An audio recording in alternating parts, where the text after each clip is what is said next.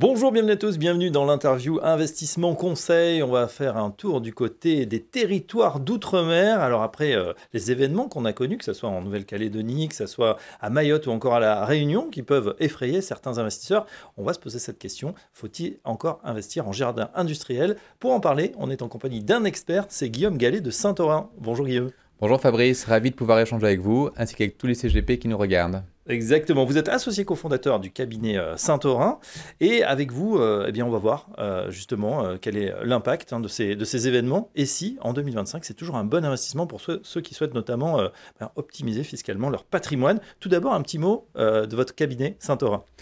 Très bien, mais écoutez, Saint-Orin est une société que j'ai créée il y a une quinzaine d'années avec mon épouse Elodie. Nous sommes une cabinet d'ingénierie financière qui accompagne les entreprises d'outre-mer dans l'obtention d'aide à l'investissement, de subventions, de la défiscalisation des aides d'État et d'aide de fonctionnement.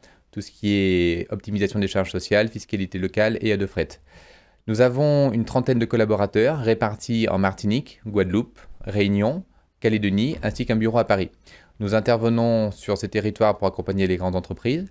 Notre filiale Saint-Orin Fiscalité est spécialisée en défiscalisation avec agrément fiscal et le premier cabinet de défiscalisation en nombre d'agréments obtenus avec plus de 124 agréments obtenus l'année dernière.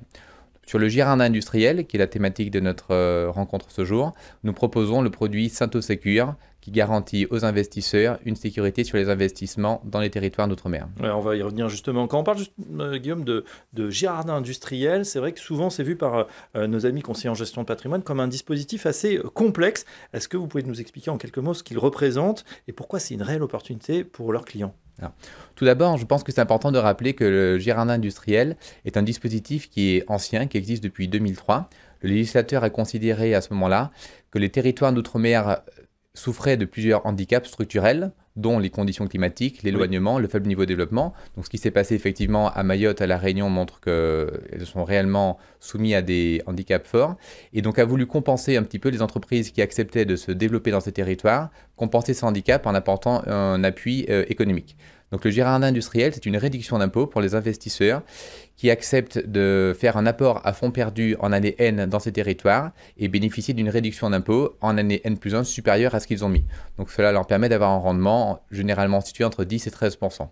Très bien. Donc justement, réduction d'impôt, on le dit, c'est-à-dire c'est vraiment ça efface l'impôt. Tout à fait. Strictement. Vous nous avez parlé justement de ce produit Saint-Osecure. Est-ce que vous pouvez nous en dire un petit mot? Alors Saint-Osecure est un produit que nous avons développé en interne spécifiquement pour les opérations en jardin industriel que nous accompagnons. Donc Saint-Osecure repose sur 10 piliers. Je vais vous en présenter 3 principaux aujourd'hui. Donc le premier pilier est l'agrément fiscal pour toutes nos opérations. Dans les opérations de jardin industriel, il existe 2 types d'opérations. Les opérations de plein droit, qui sont des opérations dans lesquelles le cabinet de défiscalisation décide ou juge lui-même ce qui est éligible ou ce qui ne l'est pas, et monte les opérations, on va dire, avec les propres règles qu'il a fixées, et les opérations avec agrément fiscal dans lesquelles les dossiers sont systématiquement soumis à Bercy. Les opérations avec agrément sont les opérations de plus de 250 000 euros, et nous ne faisons que des opérations avec agrément fiscal. 100% de nos opérations sont validées par Bercy. Ça, c'est le premier point fort de l'offre Saint-Osecure. Le deuxième point fort, c'est notre statut d'ALPSI. Nous bénéficions d'un statut d'agent lié de PSI, conformément à la réglementation de l'AMF et de la CPR. Donc c'est un point important pour rassurer les investisseurs sur la transparence et la conformité des opérations, et également sur les CGP pour avoir un partenaire de qualité en règle avec tout ce qui est demandé par les différentes autorités financières. Le troisième point important qui est pilier du produit Saint-Osecure, c'est le statut des véhicules d'investissement que nous proposons.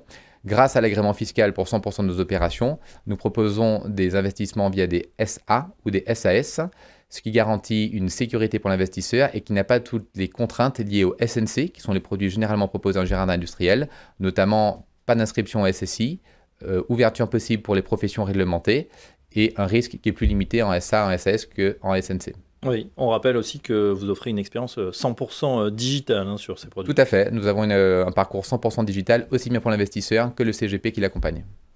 Un petit mot, Guillaume, justement, pour parler de défiscalisation responsable, qu'est-ce que ça représente? Alors, en plus de la validation par Bercy de l'éligibilité du montage, Bercy valide sur chacune de nos opérations 3 points qui sont les piliers du développement durable. Sur la partie sociale, Bercy s'assure que chacune des opérations que nous montons contribue au maintien ou à la création d'emplois. Oui. Sur la partie environnementale, Bercy s'assure que les opérations sont dans les lignes, dans les lignes voulues sur la stratégie d'aménagement du territoire et donc respecte les critères environnementaux. Et sur l'aspect économique, Bercy s'assure que le projet apporte quelque chose pour l'entreprise et pour le territoire d'un point de vue économique. Voilà, du coup, ces opérations, elles mêlent habilement avantage fiscal et impact aussi Tout à fait. positif. C'est important pour les clients qui souscrivent. De plus en plus, l'investissement responsable est quelque chose dont on parle de plus en plus et on a jugé opportun de signaler que nos opérations cochent ce critère. On sait que la loi également est émouvante, notamment en matière fiscale. Est-ce qu'en 2025, il y a des évolutions réglementaires qui pourraient intéresser les conseillers en gestion de patrimoine et leurs clients? Alors l'évolution majeure que nous avons eue dans la loi de finances 2025, qui est arrivée tardivement, comme tout le monde le sait, c'est le soutien à la reconstruction en Nouvelle-Calédonie. Donc la Nouvelle-Calédonie a été très atteinte l'année dernière par des émeutes qui ont mis à mal un grand nombre de bâtiments. Donc le gouvernement a jugé opportun d'accompagner cette reconstruction en ouvrant la défiscalisation sur toute la reconstruction lourde des bâtiments, y compris sur des secteurs traditionnellement non éligibles, et a également concédé à augmenter le taux de réduction d'impôt à 54,36. Le taux de réduction d'impôt, pour rappel, sur les opérations avec agrément est à 45,30 sur la Nouvelle-Calédonie, comme dans tous les autres territoires. Et pour l'année 2025, le taux de réduction d'impôt est porté à 54,36%, ce qui présente une opportunité importante pour les investisseurs. Oui, on voit que Bercy, finalement, est assez réactif quand il se passe quelque chose sur ces territoires sensibles, hein, vous l'avez dit, que ce soit pour des raisons climatiques ou politiques, il n'hésite pas à renforcer ou à accompagner les investisseurs. Tout à fait, c'est un outil de développement économique fort, la défiscalisation pour ces territoires. C'est une opportunité pour les investisseurs, mais un outil fort pour les entreprises de ces territoires. Et bien ainsi, il fait preuve à la fois de tolérance quand il y a des phénomènes climatiques, mais également d'accompagnement en renforçant les dispositifs quand c'est nécessaire. Oui, et puis sur l'actualité, notamment de la Réunion, on a vu ces images très spectaculaires. On rassure ceux qui investissent. Évidemment, toute l'île n'est pas touchée par des catastrophes naturelles et certains investissements sont complètement épargnés. Tout à fait. La majorité du développement économique de l'île s'est fait dans l'ouest de la Réunion et c'est surtout le nord et l'est qui ont été touchés.